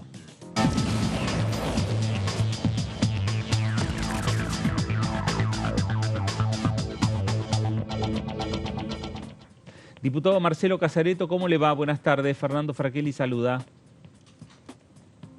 ¿Qué tal? ¿Cómo estás? Acá un saludo desde Paraná, Entre Ríos. Diputado, nuevamente con la presentación de un proyecto vinculado con los intereses de las provincias, no solo de Entre Ríos, sino de muchas provincias argentinas, nuevamente se transformó en parte de vocero de los diferentes gobernadores. Sí, nosotros a lo largo de este periodo de gobierno fuimos bajando impuestos, sobre todo el impuesto a las ganancias sobre los trabajadores. Al comenzar este gobierno había 2,5 millones de trabajadores pagando impuestos a las ganancias. Fuimos por leyes y por decretos bajando esa cantidad y llegamos a septiembre con 800.000 trabajadores pagando. Ahí se tomó la decisión de eliminar el impuesto a las ganancias de cuarta categoría a partir del 1 de octubre. Eso ya impactó con los salarios de octubre que se cobraron a principios de noviembre. Y dentro de los temas que se analizaron fue que podía caer la recaudación para la nación y para las provincias. En el momento de la discusión, si eso ocurría, se iban a tomar medidas compensatorias para que no cayera la masa coparticipable con las provincias. Eso es lo que ocurrió, así que en la semana hubo notas presentadas por gobernadores al presidente de la Nación pidiendo este tema. Gobernadores primero, los 10 del Norte Grande, justicialistas, radicales, gobernadores de partidos provinciales. Luego se sumó Gustavo Bordet, el gobernador de mi provincia de Entre Ríos, Omar Perotti de la provincia de Santa Fe y posteriormente gobernadores electos de la Patagonia, de Neuquén, de Río Negro, de Chubut, de Santa Cruz y demás. Así que en ese contexto presenté un proyecto de ley para resolver el tema, coparticipando una parte del impuesto sobre los débitos y créditos bancarios, el impuesto al cheque, y una parte del impuesto país. De esta manera se compensaría la menor recaudación por la baja de ganancias y estaríamos en condiciones de sostener lo que es el beneficio a los trabajadores y a los jubilados y al mismo tiempo sostener el financiamiento de las provincias. Diputado, ¿cómo le va? ¿Lo ve posible en el marco de... Marco Giorgetti lo saluda, perdón. ¿Lo ve posible en el marco de los días que quedan y de si tuviera que también colocarlo en el perfil de lo que puede llegar a ser un futuro gobierno de Milei, este tipo de creación de compensaciones? Mira, nosotros terminamos el periodo ordinario de sesiones el día 30 de noviembre, pero el presidente de la Nación por decreto prorrogó las sesiones ordinarias hasta el 9 de diciembre. En consecuencia, estamos en condiciones de tratarlo, porque estamos en el periodo ordinario. Ahora después, si reunimos consenso para hacerlo o no, ya eso no depende de mi voluntad, sino que dependerá de cuál es la opinión mayoritaria de los distintos bloques. Ayer se reunieron 10 gobernadores de Juntos por el Cambio, electos, y están pidiendo medidas compensatorias. En total ya son 18 gobernadores. ¿Y lo habló con diputados de Juntos por el Cambio? ¿Cómo? ¿Lo habló con diputados de Juntos por el Cambio? No, yo no lo hablé con ningún diputado. Presenté el proyecto en la mesa de entradas. Lo que hice fue hablar con el gobernador de mi provincia. Bueno, en este caso, Gustavo Bordet termina su gobernación de Entre Ríos después de 2 mandatos y asume de diputado nacional. Yo termino mi mandato, así que trabajamos juntos este tiempo y trabajaremos juntos hacia adelante. Claro. En consecuencia, yo reflejo lo que es el pedido de 18 gobernadores. Algunos dicen con medidas necesarias y urgentes en el comunicado, como diciendo que se pudiera hacer por decreto. Pero ustedes saben que por decreto no se pueden modificar las leyes impositivas, ni las leyes penales, ni las leyes electorales. Entonces, ¿que se incluya en el presupuesto del año que viene? Sí, pero no sabemos cuándo se va a tratar, porque las autoridades electas todavía no han planteado su criterio en relación al presupuesto. Entonces, la solución es una ley especial que trate el Congreso en esta materia, si es que reunimos consenso. De mi parte, yo recién llego de Buenos Aires, estuve hasta hace un rato en el Congreso, y si tenemos que sesionar la semana que viene, la otra, tendríamos que hacerlo. Hay que escuchar la voz de la Argentina profunda, que son los gobernadores de las provincias. Claro, y seguramente le estarán haciendo alguna consulta al propio Javier Milei para ver cuál es su opinión respecto a y su visión de avanzar con un proyecto de estas características, más allá de transmitir con su iniciativa la voz de los gobernadores, de gran parte de los gobernadores de la República Argentina. Sí, yo hoy a la mañana mandé un mail a todos los diputados invitándolos a adherir, porque muchos de ellos tienen una relación directa con sus gobernadores. Bueno, recibí llamados, emails de distintos diputados adhiriendo.